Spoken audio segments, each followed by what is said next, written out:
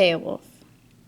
So the living sorrow of Helfdane's son simmered, bitter and fresh, and no wisdom or strength could break it.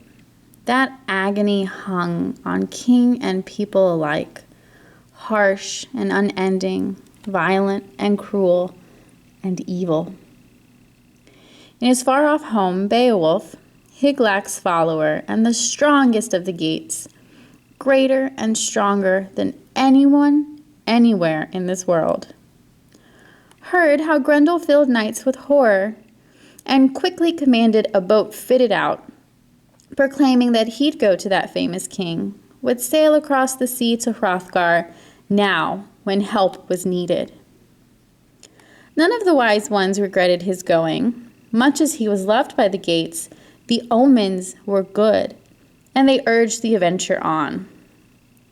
So Beowulf chose the mightiest men he could find, the bravest and best of the Geats, 14 in all, and led them down to their boat. He knew the sea would point the prow straight to that distant Danish shore. Beowulf and his men sail over the sea to the land of the Danes to offer help to Hrothgar.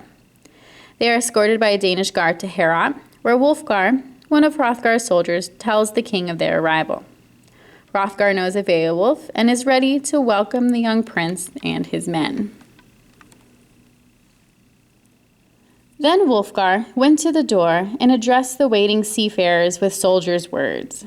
"My lord, the great king of the Danes commands me to tell you that he knows of your noble birth, and that having come to him from over the open sea, you have come bravely and are welcome.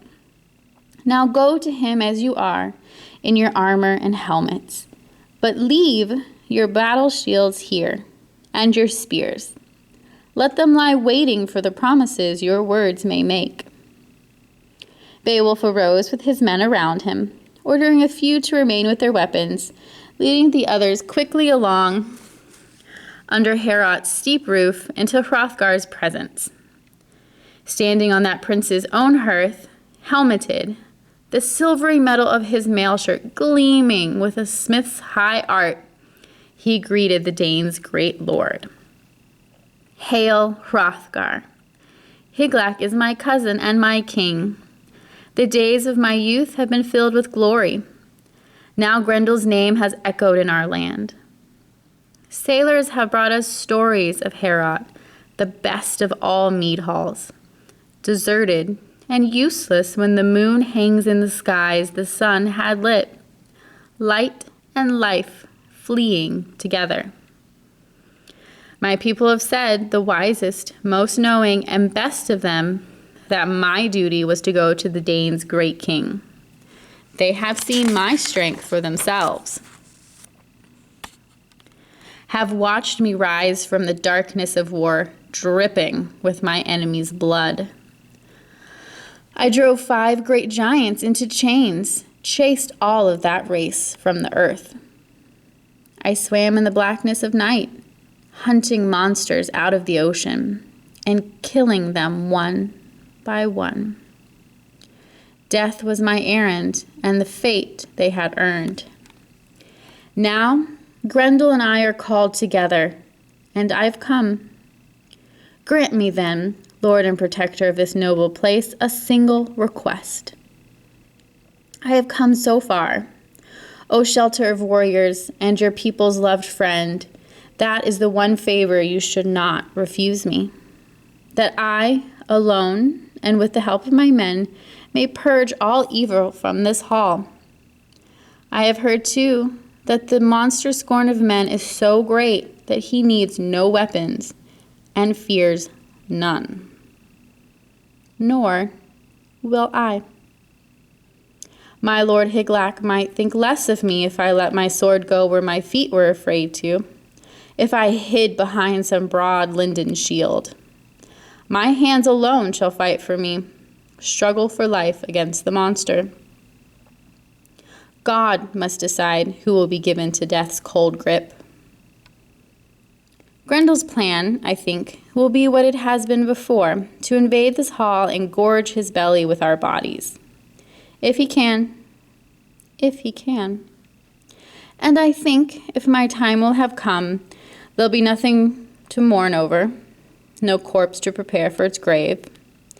Grendel will carry our bloody flesh to the moors, crunch on our bones, and smear torn scraps of our skin on the walls of his den. No, I expect no Danes will fret about sewing our shrouds if he wins.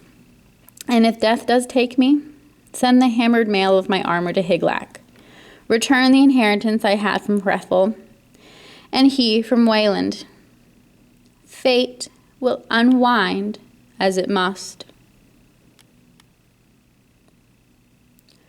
Hrothgar replied, protector of the Danes, Beowulf, you've come to us in friendship, and because of the reception your father found at our court. Edgetho had begun a bitter feud, killing Hathlaf, a wolfing warrior. Your father's countrymen were afraid of war, and if he returned to his home, they turned him away. Then he traveled across the curving waves to the land of the Danes.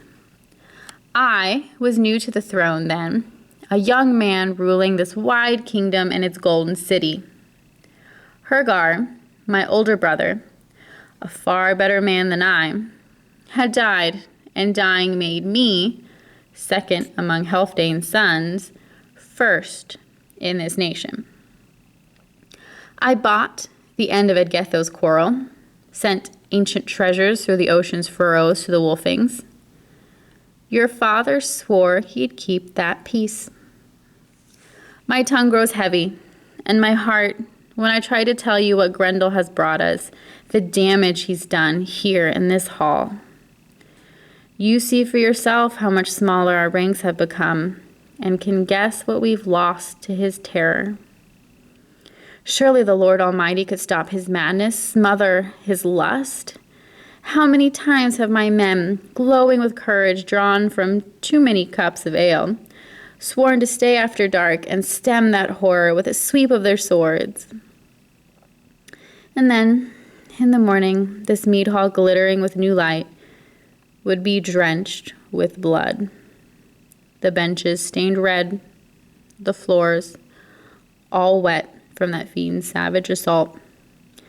And my soldiers would be fewer still, death taking more and more. But to table, Beowulf, a banquet in your honor. Let us toast your victories and talk of the future. Then Hrothgar's men gave places to the gates, yielded benches to the brave visitors, and led them to the feast.